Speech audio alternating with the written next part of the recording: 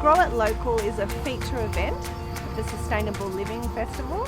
It's really a communications campaign and engagement campaign, encouraging people to grow in their backyard, balcony or windowsill.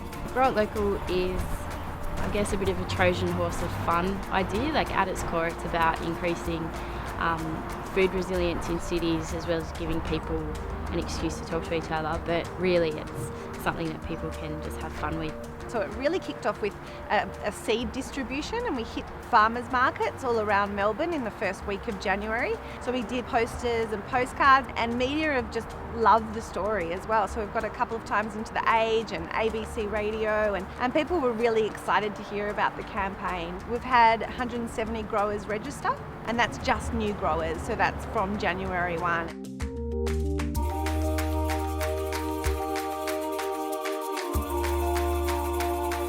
So with the Grow It Local campaign, I registered my patch, and since we established the garden, the great thing has been that it has actually introduced a lot of the residents in our complex to each other.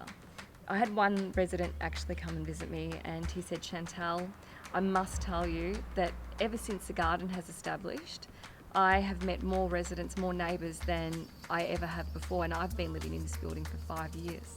A large reason why I've enjoyed the Grow It Local campaign is its connection through social media, so being able to connect with other people who are also growing and other organisations. I guess I love gardening and I love to see things grow, and I thought that this was a really great way to sort of feel part of a community of people who are growing more food, which is really exciting. What I enjoyed about the Grow It Local site was that it was populated by people who were learning and didn't mind sharing the process of learning, which includes failure and success. Probably the enjoyment for gardening for me is that I'm involved in a process that I've got very little control over. And the website gives you information of people who've tried and not worked, and then they've tried different solutions. So it's forgiveness. You know, it allows you to experiment. So yesterday was a really fun day. We had the drop-off, so all the growers came to 3 locations. First, we harvested the Town Hall veggie patch that has been growing veggies for the last month. And we also had 2 other drop-off points. So for the Southsiders, we had the Port Phillip Eco Centre, and in the north, we had Lentils as Anything at the Abbotsford Convent.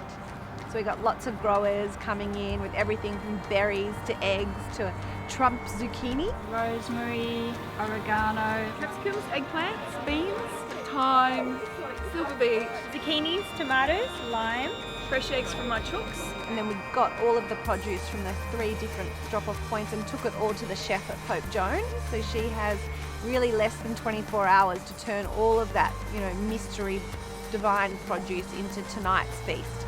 So we're catering for 150 people. The challenge itself is quite big, but I think that I've now grasped it. A little bit surprised as to how much has come in from outside. The more and more that came and that was unloaded, I got a little bit more surprised, in a good way.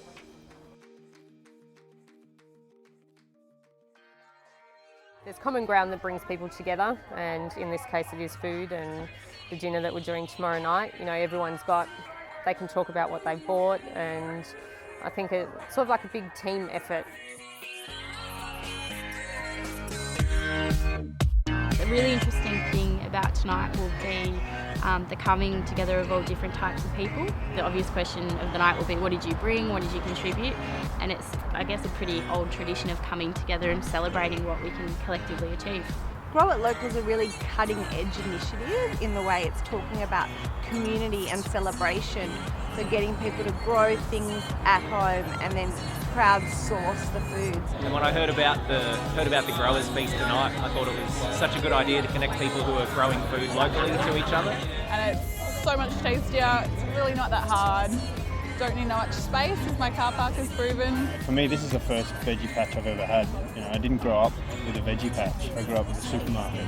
There's so many urban spaces that are empty lots, which are sitting there and no one's doing anything in them. And I think there's so much potential there to fill that with food and to create a sense of community through that and get people out, active, gardening and growing healthy food that they can eat. It's great to see so many people who are so enthusiastic about growing their own produce and reconnecting with the land and actually, having a go. It's really exciting to think that the recipe of today's dinner were crafted from produce that came from all corners of Melbourne. That alone starts to talk about the fact that we are all in it together. And this menu is the fruits and vegetables of many people's labour. It's just that full circle of growing and cooking and sharing. It's lovely. It brings people together. There should be more events like this.